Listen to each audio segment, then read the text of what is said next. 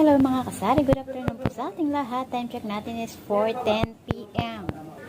December 28, 2024. Ilang araw na lang ay papasok na ang bagong taon, 2025 na.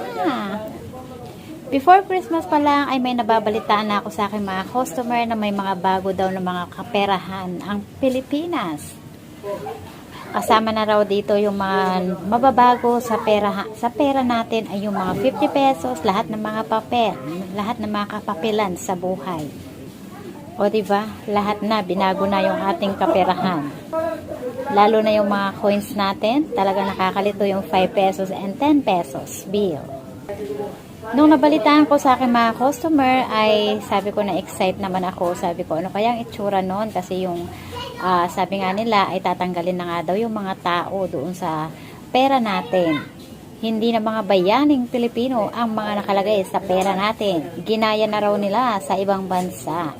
Kung hindi lang talaga tayo may ipit o magigipit, ang sarap sanang ipunin ng 1K na bago, di ba? Yung agila.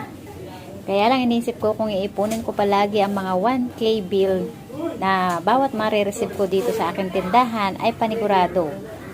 Baka magsara na ang aking tindahan.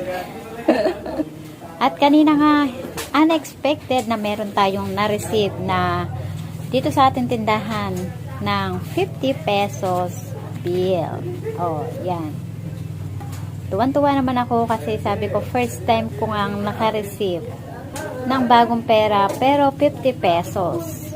Kasi ang expect ko talaga ay 2025 pa ako makaka-receive nito dito sa akin tindahan. Pero hindi na talaga niya nahintay ang 2025 ay ayan, pina-receive na agad ako kasi alam niya na excited talaga akong makakita ng mga ganitong bago. Sabi ko sa sarili ko nung nalaman ko nga na may mga bago na mga pera, sabi ko ay iipunin ko siya. Pero hindi ko masasabi totally na talagang kaya kong ipunin yung bawat natanggap natin na bago kasi baka maubusan ng puhunan ang ating tindahan. Bahala na si Batman kung hanggang saan at kung magkano lang kaya natin ipunin. Pero ito dahil nga unang tanggap ko sa aking tindahan ay itatabi ko talaga ito. Ito yung magiging unang ipon ko sa year 2025. Una ko siyang ilalagay sa aking mga ipon challenge. At isa pa dito ay dahil nga red, para sa akin ay pampaswerte. Red is symbolize New Year, Christmas, at syempre lucky color. Pero balita ko, lucky color ngayon 2025 ay green. Kaya balak ko rin na mag-green sa pagpasok ng taong 2025. Kasi nung Pasko naka-green tayo pero noon time na yun hindi ko pa talaga alam na lucky color pala sa 2025. So trip ko lang talaga simula nung December 24 hanggang nung Pasko ay naka-green tayo. So dahil nga nasimulan natin ng naka-green tayo ng Pasko kaya itodo na natin yan sa pagpasok ng taong 2025 ay green ang tindera.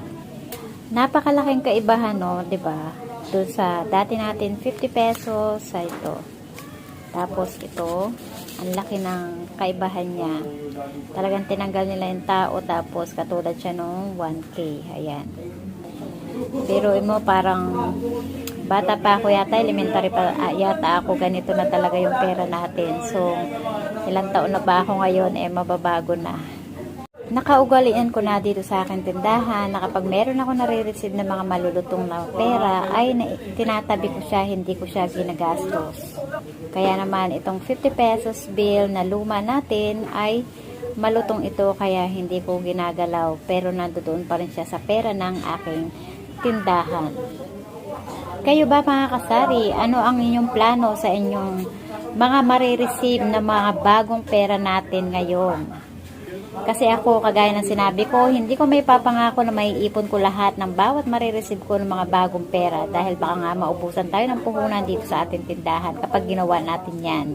Pero panigurado nito ay dadami na to ngayong year 2025. And update na rin tayo sa ating tindahan. Kumusta ang ating bentahan ngayong araw ng December 28? siguro naman marami dyan ang aking mga ka-super na super mabenta ang kanilang tindahan. Pero dito sa aking tindahan, thanks God, at kahit paano ay matumal man ay nakakabenta at sobra pa rin tayo sa ating kota ng ating benta sa araw-araw. Lalo na ngayon, medyo mabenta tayo dahil nga merong birthday na kapitbahay ko, maya't maya dito mga nagbibilihan, pati yung kanilang mga bisita. Number 1 dyan ang mga soft drinks at saka yung aking mga sigarilyo. Kaya naman hindi talaga ako nag-i-stock na marami dito sa aking tindahan. Dahil natatakot na rin ako na maabutan tayo ng expiration date. Kagaya ng nangyari nung last year. Kaya sa mga ka-super ko dyan, obserbahan natin ang ating tindahan. Huwag tayo mag-stock ng marami. Dahil pagdating ng New Year yan, pagdating ng after New Year, panigurado ang mga tao ay nagtitipid na yung mga yan dahil nga galing sa gastusin. Kahit tayo, diba, magtitipid tayo ng sobra niyan. Kaya panigurado, after New Year ay sobrang tumal na naman yan. Mababasa ko na naman yan sa mga FB page, sa mga YouTube, mapapanood natin ang mga sobrang tumal na mga kasari ko dyan. Hanggang dito na lang ang ating vlog. Maraming salamat. More benta po sa araw-araw sa ating mga tindahan. Thank you for watching. See you on my next vlog. Bye-bye!